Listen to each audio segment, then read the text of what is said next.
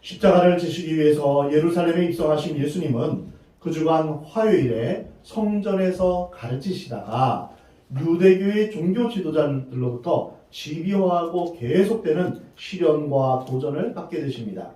그 첫 번째는 예수님의 권위에 대한 도전과 질문이었습니다.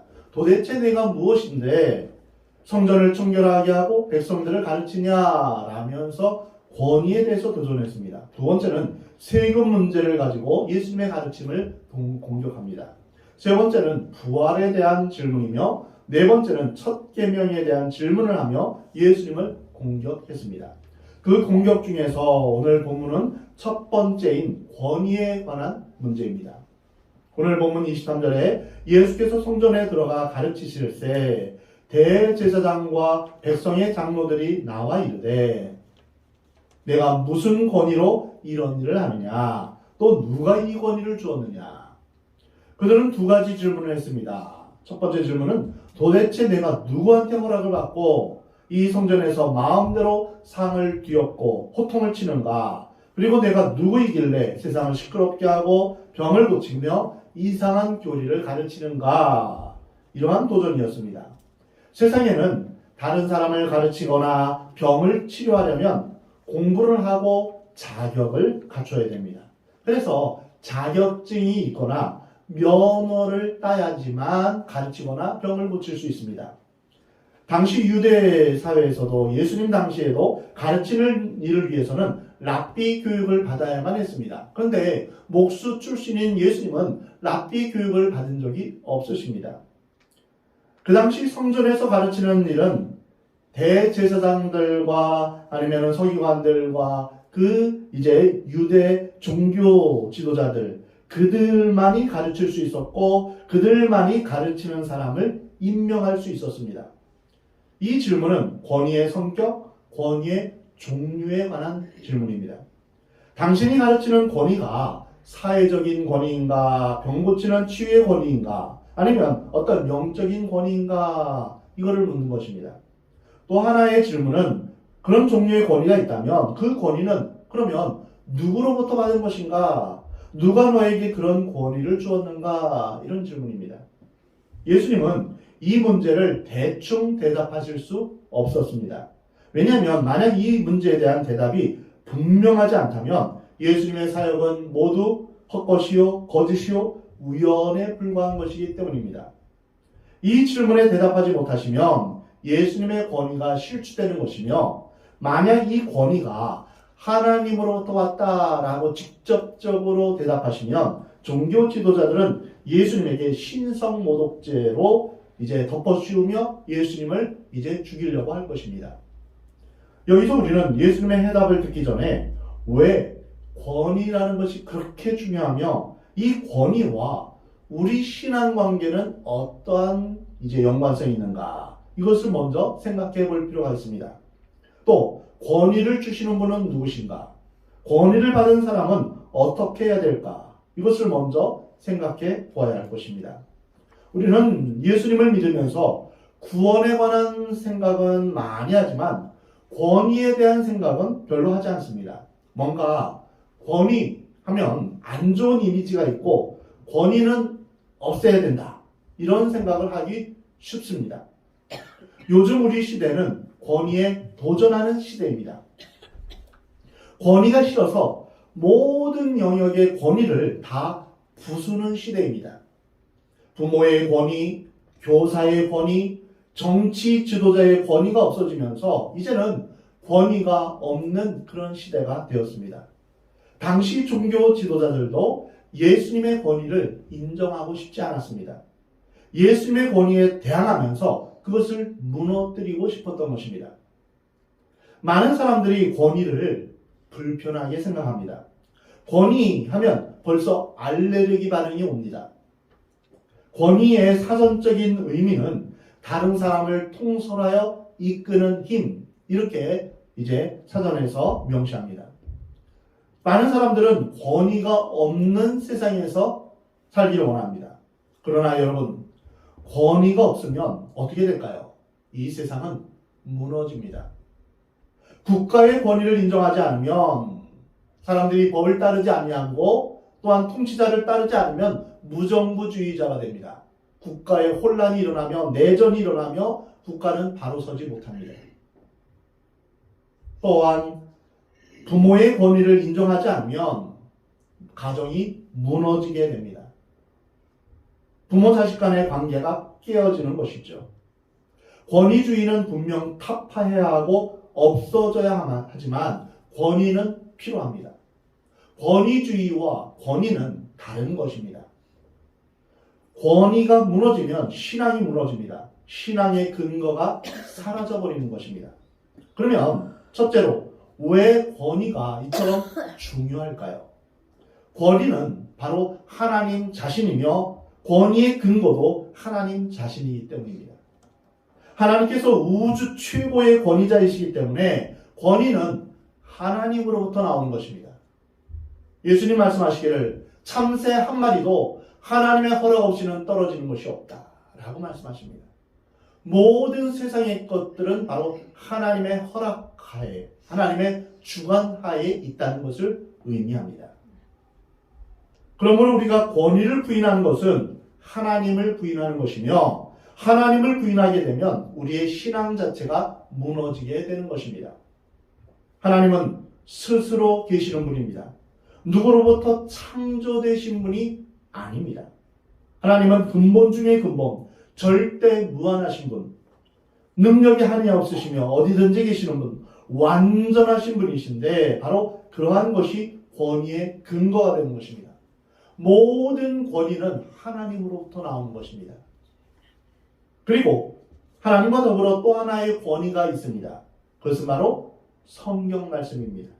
성경은 사람의 생각에 의해서 쓰여진 것이 아니며 사람에 의해서 편집된 책도 아닙니다. 성경은 하나님께서 여러 시대를 거쳐서 하나님의 영에 감동된 여러 사람을 통하여서 하나님이 직접 쓰신 책입니다. 그러므로 이 성경의 권위에는 토론의 여지가 없습니다. 만약 성경이 하나님의 말씀이 아니고 사람의 생각일 수 있다면 이것은 우리가 따라야 하고 지켜야 될 권위가 아닌 것입니다. 성경은 영원한 하나님의 말씀으로서의 권위인 것입니다. 창세기 1장 1절에 하나님은 어디에서 왔는가? 하나님의 본질은 무엇인가? 하나님은 누가 만들었는가? 이러한 질문에 대한 해답이 없습니다. 대신 태초에 하나님이 천지를 창조하시니라. 이 선포로 시작됩니다. 그것이 시작입니다. 왜냐하면 하나님은 우주의 본질 그 자체요, 권위 자체요, 우주와 만물이 하나님으로부터 나왔기 때문입니다. 하나님으로부터 통제되고 하나님을 통해서 모든 세상이 이루어지는 것입니다. 또한 만물이 예수 그리스도의 발 아래 있고 만물 위에 교회를 주셨다라는 것도 바로 여기에 속한 것입니다. 우리의 신앙은 하나님에 의해서 형성되는 것입니다. 내가 불안하다고 해서 신앙을 만드는 게 아닙니다. 내가 병이 들었을 때 그 병을 고쳐주실 분이 필요해서 만든 존재가 하나님이 아니라는 것입니다. 내 소원을 성취하기 위해서 하나님이 필요한 것이 아닙니다. 히브리서를 보면 이는 하나님의 영광의 광채시요 그 본체의 형상이시라. 그의 능력의 말씀으로 만물을 붙드시며 죄를 정결하게 하는 일을 하시고 높은 곳에 계신 지극히 높은 이의 우편에 앉으셨느니라. 권위가 없으면 모든 것은 무너지고 근거가 없어집니다. 하나님을 부인하는 것은 권위 자체를 부인하는 것입니다. 하나님을 믿지 않는 무신론자들의 일반적인 특징은 바로 권위를 부인하는 것입니다. 하나님이 없다라고 말하면 이 세상은 왜 존재하는지, 우리가 무엇을 위해 사는지, 어떻게 살아가야 되는지 해답이 없습니다. 그냥 각자 사람들이 자기 하고 싶은 대로 하는 것, 이것입니다. 하나님이 없다면요. 성경은 그 마음에 하나님이 없는 자를 어리석은 자다라고 말씀하십니다. 근데 하나님을 부인하는 어리석은 죄와 사탄은 아주 영적으로 밀접한 관계가 있습니다. 그러면 성경에서 말하는 사탄과 죄는 무엇입니까? 사탄은 하나님을 섬기도록 만들어진 천사장 중에 하나였는데 하나님을 섬기다가 하나님의 위치를 탐내어서 쿠데타를 일으켜서 하나님을 대적하고 하나님으로부터 내어 쫓겨났습니다. 이사야 14장 12절부터 15절에 보면 사탄이 하나님의 권위를 거역하는 과정을 보여주고 있습니다. 하나님의 가장 가까운 자리에 있던 천사장이 하나님의 자리를 넘본 것입니다. 천사는 피조물인데 만들어진 존재가 하나님의 권위, 창조주의 권위를 거역한 것입니다. 이것이 바로 사탄의 본질입니다. 사탄의 뜻은 대적자입니다. 에스겔 28장 13절부터 17절에 보면 하나님의 거룩을 짓밟는 교만의 과정을 보여줍니다. 하나님의 권위에 도전하는 것보다 더 큰 죄가 없습니다. 한 나라의 왕에게 지을 수 있는 가장 큰 죄는 반역죄입니다.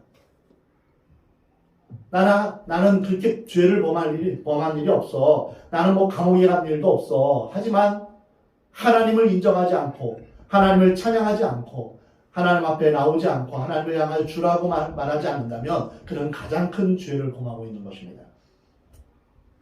하나님처럼 되려고 하고 하나님과 1대1로 대적하여 거역하려는 태도, 그것이 바로 가장 큰 죄입니다. 하나님처럼 되려고 하는 것은 바로 내가 내 마음대로 사는 것입니다. 내가 주인이 되어서 살아가는 것입니다. 우리가 어떤 죄를 짓고 나쁜 짓을 하고 음란을 행하고 도둑질하고 거짓말하고 사기치는 것은 현상에 불과합니다. 가장 본질적인 죄는 거역하는 영입니다.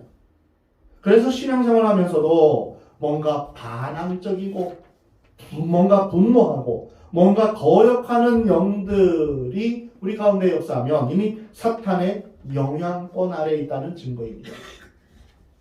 사탄이 우리에게 심어주는 가장 큰 마음은 순종하고 싶지 않은 마음입니다. 내 마음대로 살고 싶도록 사탄은 유혹합니다. 이것이 첫 번째 사람 아담에게 했던 유혹입니다. 하나님 말씀대로 안 살아도 돼. 그렇게 말씀을 읽으려고 그래. 그럼 말씀대로 순종하려고 그래. 네가 하고 싶은 대로 살아. 네 인생은 네 거야. 하나님의 권위를 부인합니다. 세상에서는 정의라는 말로 그럴듯하게 포장하지만 거역하고 반항하고 비판하고 부정적이고 파괴하는 영들은 하나님의 영일 수 없습니다. 왜냐하면 사탄의 본질이 거기에서 출발하기 때문입니다. 권위를 인정하지 않는 것. 그래서 오늘 이 메시지는 우리에게 굉장히 중요합니다. 혹시 성장 과정에서 생긴 쓴뿌리로 인해서 올바른 권위자를 만나지 못해서 항상 반항하고 모든 것을 부정적으로 보고 삐딱하게 왜곡해서 받아들이고 늘 불만을 가지고 있지 않습니까? 이런 사람들은 하나님 앞에 기도하며 그 성격을 근본적으로 바꾸지 않는 한 하나님을 섬기기가 참 어렵습니다. 그래서 우리는 하나님 앞에 나아가서 통회하고 자복해야 됩니다. 하나님, 반항하고 불만하며 거역하는 나의 이 성격을 바꿔주옵소서. 우리가 변화되지 않는 이상 우리가 온전히 하나님 앞에서 하나님의 은혜를 받지 못합니다. 변화되지 못합니다.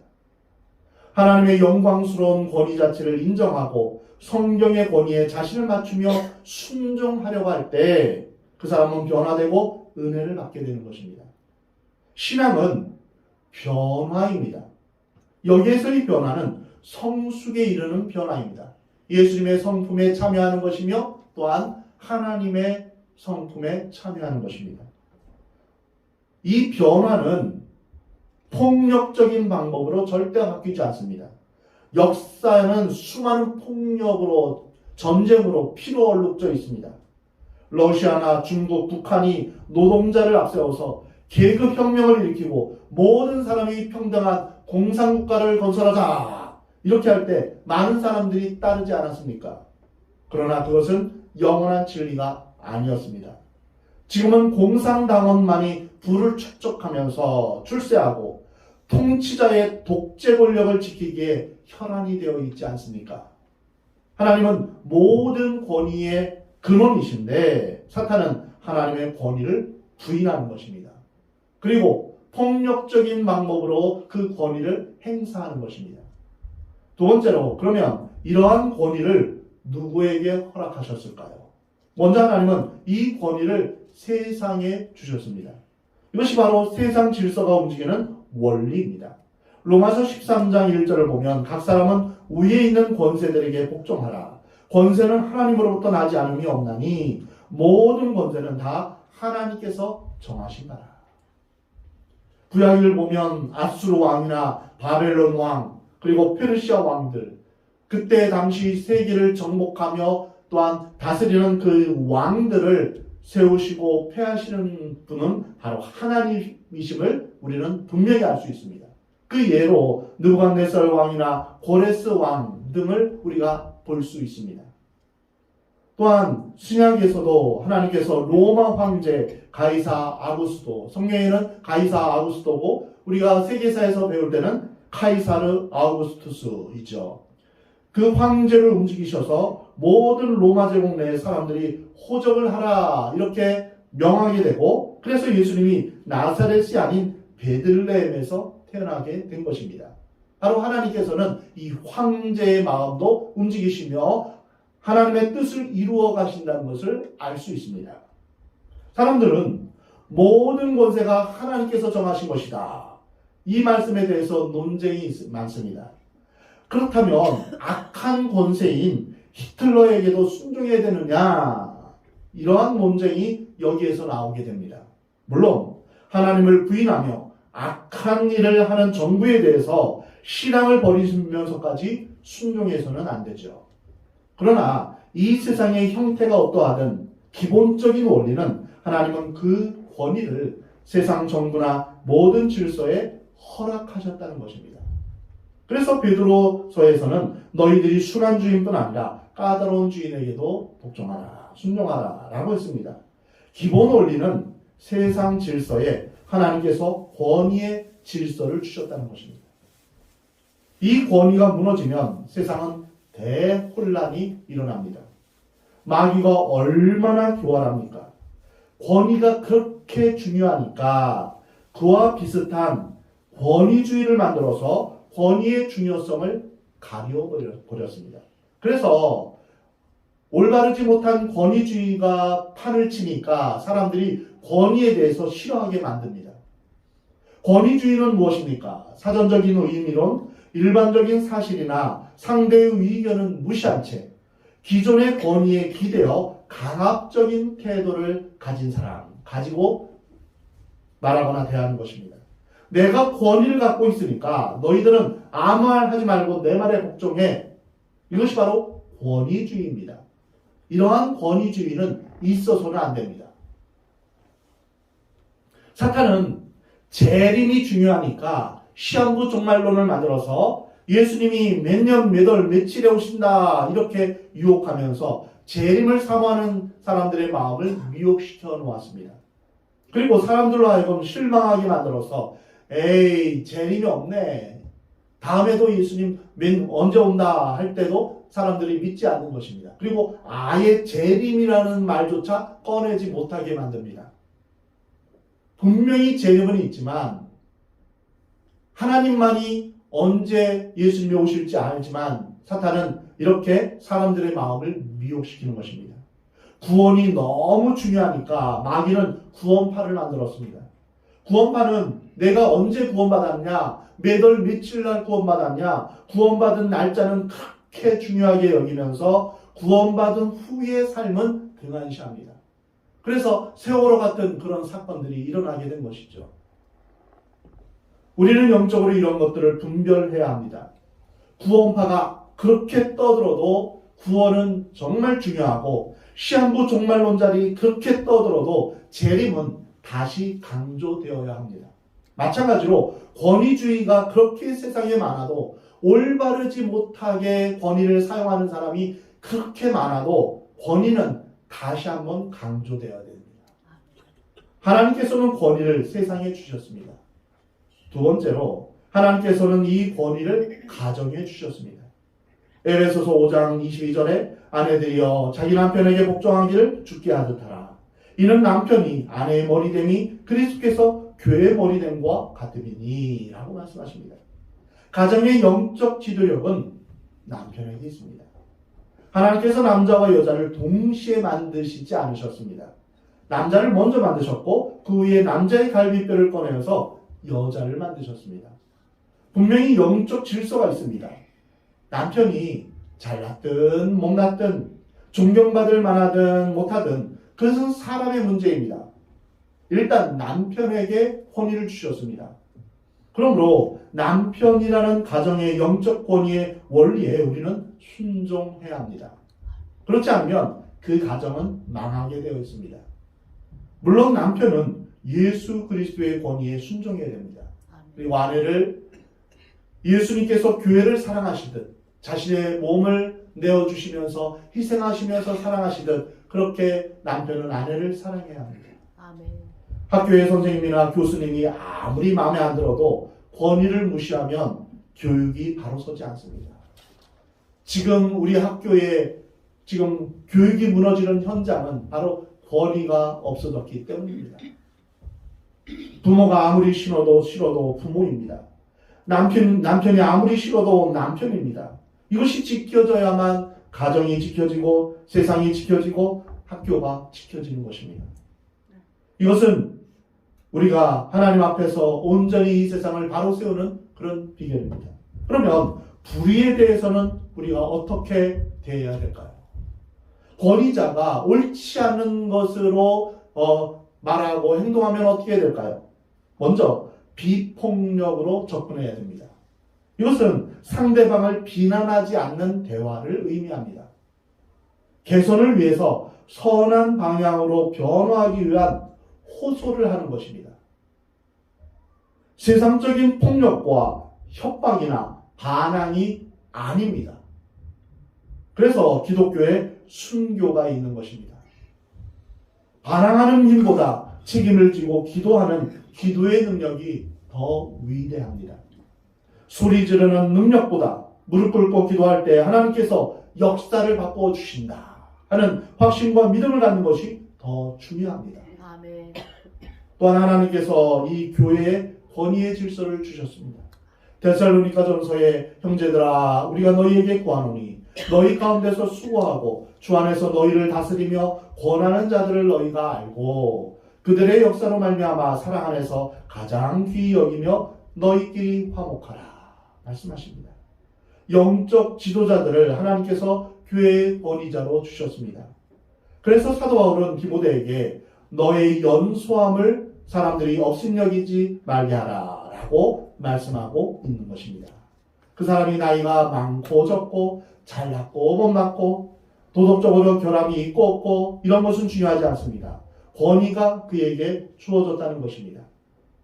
하나님께서는 자신의 영적인 일을 위하여서 특별하게 어떤 지도자에게 권위를 베풀어 주셨습니다. 모세와 다윗과 같은 사람이요. 또한 신약의 사도들과 집사들 같은 사람들입니다. 그들이 완벽했기 때문입니까? 아닙니다. 그들도 부족한 점이 있었고 연약한 그런 인간이었습니다. 그러나 하나님께서 그들을 통하여 하나님께서 하나님의 일들을 사용하기를 원하신 것입니다. 또한 우리는 소그룹 모임에서의 리더를 맡은 분들과 교회학교 교사들에게도 하나님께서 영적 권위를 위임해 주셨습니다.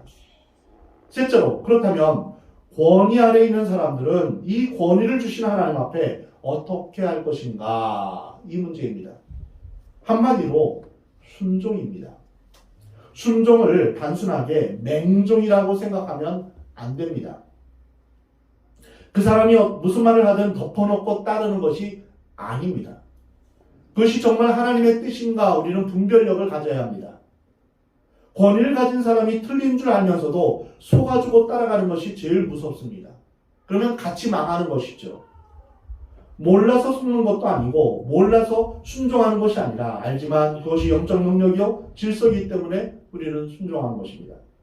사랑을 통하여 미움을 이기고 용서를 통하여 분노를 이기며 순종을 통하여 모든 부정을 이기는 것입니다. 아멘. 그리고 우리가 기도함으로 다 같이 올바른 방향으로 가게 되는 것 이것이 중요합니다. 이것은 포기가 아닙니다. 이것은 불의나 부정과의 타협이 결코 아닙니다. 순종의 능력입니다. 하나님께서 우리에게 구원을 주시기 위해서 믿음이라는 것을 우리에게, 믿음이란 통로를 우리에게 허락하여 주셨습니다. 믿음을 통하여 우리는 구원을 얻게 됩니다. 그러면 그 받은 구원을 어떻게 잘 유지하고 열매를 맺을 수 있을까요? 우리가 지난주에 열매 맺는 삶에 대해서 우리가 같이 나눴는데요. 바로 이 열매는 순종하는 삶을 통해서 우리가 열매를 맺을 수 있는 것입니다. 순종하는 삶을 통해서 구원이 완성되는 것입니다. 아브라함은 모든 믿는 자의 조상으로 믿음으로 의롭다함을 받았습니다. 아브라함의 믿음은 순종하는 믿음이었습니다. 그러므로 구원은 믿음에서 시작해서 순종으로 완성되는 것입니다. 순종하는 영혼 앞에 항거할 수 있는 사람은 한 사람도 없습니다. 모세의 순종으로 말미암아 하나님의 큰 역사가 일어났습니다. 우리가 하나님 앞에 순종하면 하나님께서 크고 놀라운 일들을 이루어 주시는 것입니다. 성경은 단 한 번도 우리에게 분노와 비판과 불순종과 폭력의 방법으로 선을 이루라 이렇게 말씀하지 않으셨습니다. 많은 사람들은 다른 사람을 희생시키고 죽이고 정죄함으로 정의가 이루어진다고 생각합니다. 그러나 예수님은 정의를 이루기 위해서 쿠데타를 일으키고 무기를 들라 이렇게 말씀하지 않으셨습니다. 소리 지르지도 않으셨습니다. 그렇다고 죄와 타협한 것도 아닙니다. 그저 잠잠히 십자가에 못 박혀 죽으셨습니다. 예수님 말씀하십니다. 누구든지 나를 따르려거든 자기 십자가를 지고 자기를 부인하고 자기 십자가를 지고 나를 따를 것이라 말씀하십니다. 자신이 죽음으로써 하나님의 의를 이루셨습니다. 이것이 바로 예수님의 방법입니다. 예수님은 권위에 항거하고 권위의 근거를 따지는 무리들에게 이렇게 말씀하셨습니다. 나도 한 말을 너희에게 물으리니 너희가 대답하면 나도 무슨 권위로 이런 일을 하는지 이르리라. 이것은 종교 지도자들의 질문에 대한 회피도 아니고 침묵도 아니었습니다. 만약 제자들이 그렇게 물었다면 예수님은 대답을 잘 해주셨을 것입니다. 묻는 사람들이 권위에 대한 궁금증이나 진리에 대한 목마름으로 질문했다면 예수님은 잘 대답하셨을 것입니다. 그런데 예수님을 시험하려는 그들의 동기가 불순하고 악했기 때문에 그들이 예수님을 시험하면서 예수님을 죽이려고 했기 때문에 예수님은 그것을 잘 아셔서 이렇게 말씀하신 것입니다. 그 해답은 내 속에 있다. 내가 아는 질문을 왜 나한테 묻느냐? 내가 대답하라. 하시면서 이렇게 말씀하셨습니다. 요한의 세례가 어디로부터 왔느냐? 하늘로부터냐? 사람으로부터냐? 그들이 서로 의논하여 이르되 만일 하늘로부터라면 어찌하여 그를 믿지 아니하였느냐 할 것이요.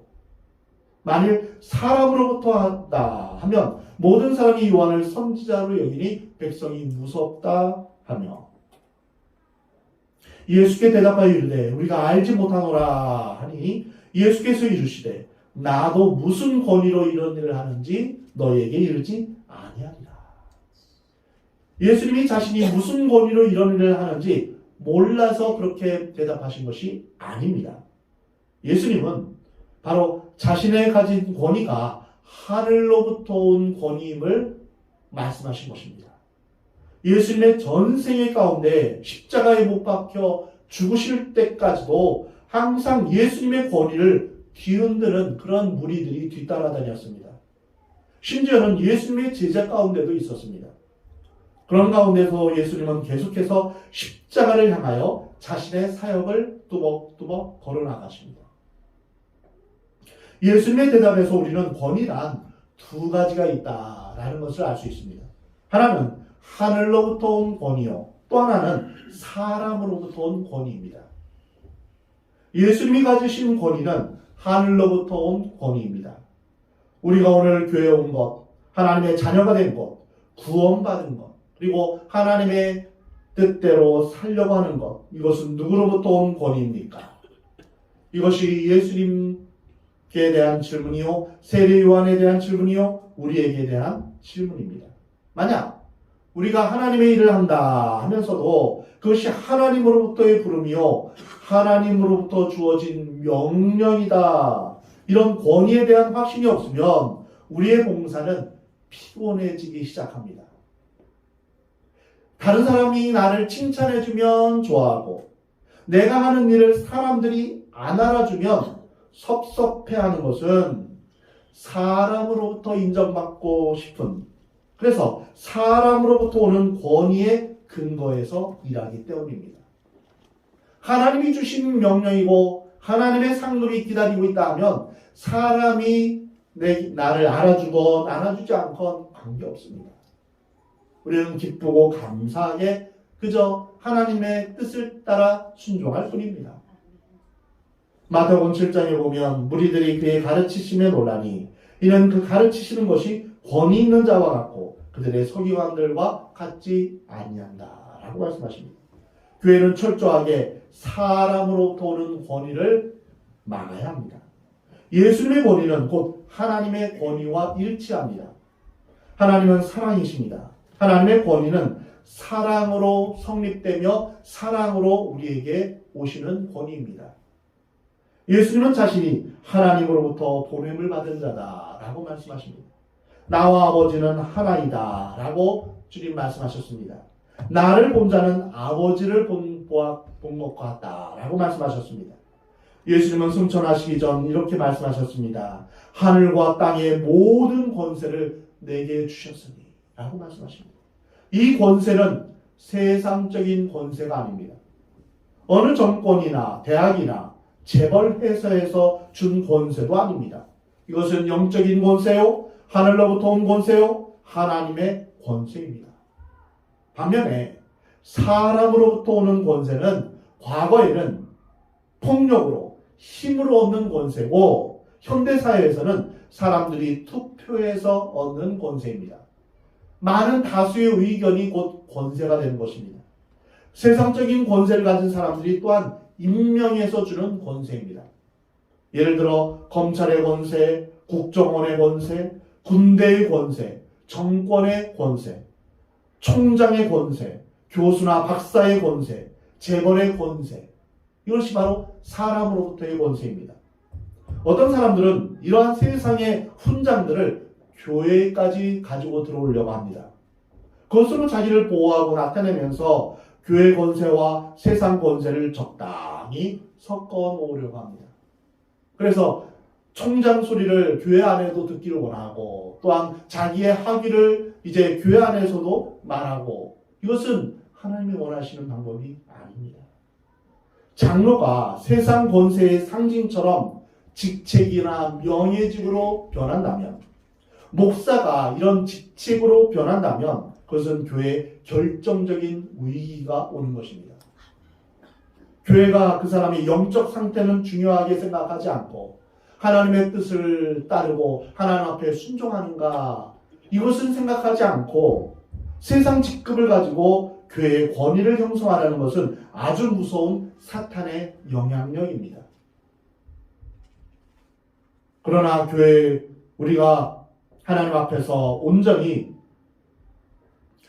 하나님의 권세 또한 하나님의 능력이 우리 안에 임하여 져야 될 것입니다. 세상적으로 말하면 교회에서 청소하는 사람은 학급에 속한다 이렇게 말할지도 모릅니다. 그러나 교회의 권위의 질서는 그것이 아닙니다. 그러한 섬김과 봉사 가운데 영광스러운 주의 제자요 종이 될 수 있는 것입니다. 예수님 말씀에 섬기는 자가 하나님 나라에서 높은 자다라고 말씀하십니다. 하나님 나라의 질서는 섬김이요 사랑의 봉사입니다. 우리는 세상 권세의 허무함을 알아야 합니다. 무너질 것 같지 않았던 공산권 국가가 하나둘 무너졌습니다. 우리는 머지않아 북한의 권세가 무너질 것을 우리는 보게 됩니다. 이것이 세상 권세입니다. 세상 권세가 영원히 지속되는 것은 인류 역사에 없습니다. 찬란한 이집트 제국이 무너졌고 알렉산더의 제국이 무너졌으며 로마 제국도 무너졌고 징기스칸의 제국도 무너졌습니다. 우리가 존재하는 이유는 하늘의 권세 때문이다. 이러한 고백이 여러분 가운데 있기를 원합니다. 아멘. 나는 하나님으로부터 구원받았고 나는 예수 그리스도로부터 하나님의 자녀된 권세를 받았다. 이것이 우리에게 있어서 가장 큰 정체성입니다. 요한복음 1장 12절에 영접하는 자 곧 그 이름을 믿는 자들에게는 하나님의 자녀가 되는 권세를 주셨다는 말씀하십니다. 한번 저를 따라해 보시기 바랍니다. 나는 하나님의 자녀된 권세를 갖고 있다. 하나님의 자녀된 권세를 갖고 있다. 그렇습니다. 우리 자신이 하나님의 자녀된 권세를 이미 갖고 있는 것입니다. 나는 성령님의 능력 안에 거하고 있다. 내가 세상의 권세 안에 있긴 하지만 그 권세 때문에 존재하는 것이 아니다. 돈 때문에 내가 존재하는 것도 아니고 학위 때문에 세상의 기술 때문에 내가 존재하는 것이 아니다. 내가 어떤 직책의 장이 되었고 영향력 있는 사람이 되었고 많은 사람이 나를 따르기 때문에 내가 존재하는 것이 아니다. 이 모든 것은 하나님께서 주시는 권세로 말미암아 하나님의 섬기는 대상일 뿐이다. 이렇게 우리는 생각할 수 있어야 됩니다. 주기도문의 제일 끝에는 나라와 권세와 영광이 아버지께 영원히 있사옵나이다. 이렇게 쓰여 있습니다. 진정한 나라는 하나님의 나라입니다. 우리가 이 세상 속에서 하나님의 나라를 이루어가는 사명이 있습니다. 진정 지혜로운 사람은 하나님 나라를 위해 살아가는 사람입니다. 왜냐하면 하나님의 나라만이 영원한 나라이기 때문입니다. 너희는 먼저 그의 나라와 그의 의를 구하라. 그리하면 이 모든 것을 너희에게 더하시리라. 주님 말씀하십니다. 우리가 받을 수 있는 모든 영광을 우리는 하나님을 위해서 존재해야 됩니다. 그래서 영광은 하나님만이 받으시옵소서. 우리는 그렇게 주님 앞에 고백해야 됩니다. 누군가 우리를 칭찬하면, 나를 칭찬하면 하나님이 영광 받으시옵소서. 하나님께만 영광 돌립니다. 우리는 그렇게 고백해야 됩니다. 그래서 우리 교회 첫 번째 기도 제목은 오직 하나님께만 영광 돌리는 교회가 되기를 우리는 기도하고 있습니다. 주기도문의 끝에 바로 나라와 권세와 영광이 아버지께 영원히 있사옵나이다. 온 교회는 찬양하며 손을 들고 목소리를 높여서 모든 권세는 하나님으로부터 온 것임을 선포해야 합니다. 이 확신은 순종으로 표현됩니다. 권위를 존경하고 순종하고 높여드리십시오. 이것이 바로 찬양입니다. 모든 자녀들이여 부모가 부족하더라도 부모를 거역하거나 분노를 품지 마시 바랍니다. 아버지가 잘못했거나 실수했더라도 사랑으로 용서하고 가정의 권위자로 부름받은 아버지를 위해서 금식하며 기도하십시오. 그때 아버지는 변하게 됩니다. 모든 아내들이여 남편이 영적으로 부족하고 믿음이 없다 할지라도 가정의 영적 지도자로 인정하시기 바랍니다. 순종을 통해 남편을 영적 지도자로 만들어야 합니다. 그러면 우리의 가정에 질서가 생길 것입니다. 이것이 성경의 원리입니다. 모든 남편들이여 자신이 하나님으로부터 가정의 권위자로 부름받았다는 사실을 깨달으시기 바랍니다. 세상적인 권위주의로 강압적인 태도로 아내와 자녀를 괴롭히지 마시기 바랍니다.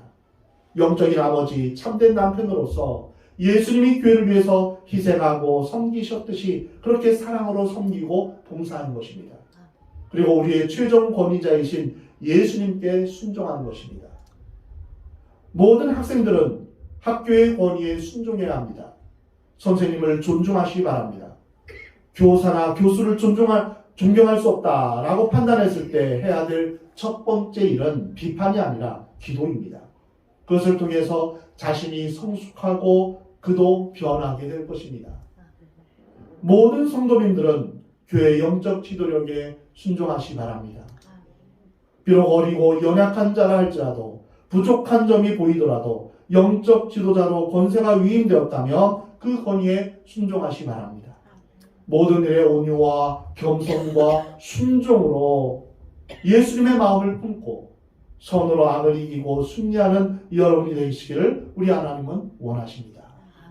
사랑하는 성도 여러분, 우리 안에 반항하고 비판하고 거역하고 불순종하는 성품이 사라지고 오직 예수님의 마음을 품고 온유하고 겸손한 마음으로 순종하는 여러분 되시기를 우리 하나님은 원하십니다.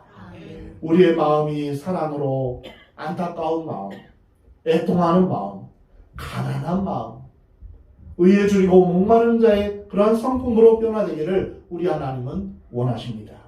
그래서 모든 권위의 근거가 되시는 하나님 앞에 순종하며 또한 하나님 앞에 영광 돌리는 저와 여러분이 되기를, 복된 여러분의 삶이 되기를 우리 하나님은 원하십니다.